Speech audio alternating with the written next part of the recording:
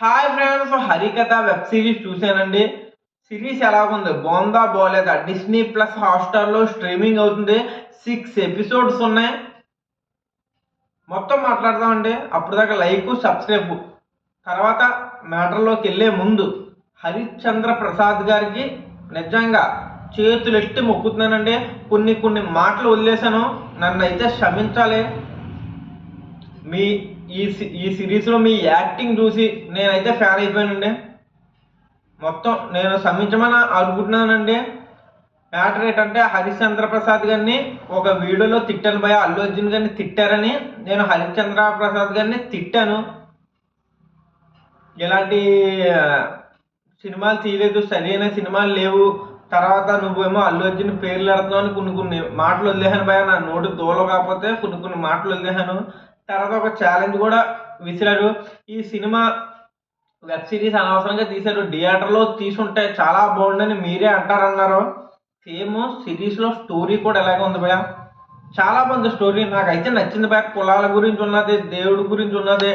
ఎవరైనా పాపం చేసినా దేవుడొచ్చి ఎలా శిక్షిస్తాడు. మొత్తం స్టోరీ ఎలా ఉంటదంటే భయ్యా, ఒక ఊరు ఉంటది భయ్యా అరకు. అరకులో వరుసగా అంటే రోజుకి ఎలా చూసుకున్నా ఒక హత్య జరుగుతూ ఉంటది. ఈ హత్య ఎవరు చేశారు? దేవుడే చేశారా? దేవుడి రూపంలో ఉన్న మనిషి చేశాడా? మొత్తం తెలియాలంటే సిరీస్ చూడాలి భయ్యా. తర్వాత మన పోలీస్ ఆఫీసర్ ఒకడు ఉంటాడు. వాళ్ళకి ఒక ఫ్రెండ్ ఉంటాడు. ఆ ఫ్రెండ్‌ని చంపేస్తారు భయ్యా. ఎవడు చంపారు? దేవుడే చంపారా? ఇంకెవరన్నా చంపారా? లాస్ట్ దాకా సూపర్ భయ్యా. ట్విస్టులు కూడా చాలా బాగున్నాయి.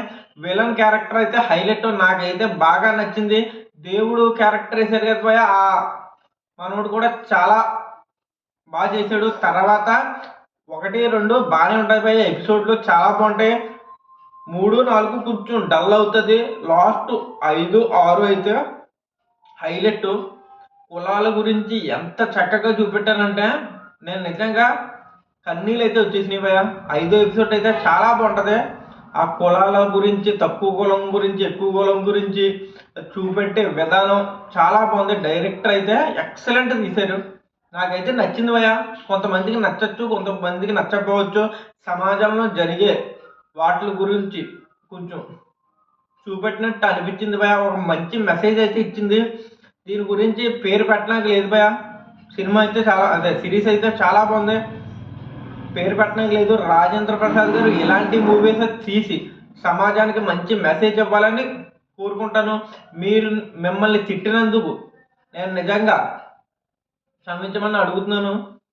తిట్టకూడదు భయ్యా. ద గ్రేట్ లెజెండ్ ఎప్పుడు గ్రేటే.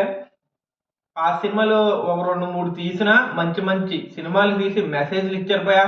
దీంట్లో మన హీరో అయితే చాలా బాగా చేశాడు. తర్వాత మన రాజేంద్ర ప్రసాద్ గారి గురించి చెప్పక్కర్లేదు. చాలా బాగా చేశారు భయ్యా. క్యారెక్టర్‌లో జీవించారని చెప్పొచ్చు. ఏమైనా తప్పులుంటే క్షమించండి. ఉంటాను. బాయ్. జై హింద్, జై భారత్.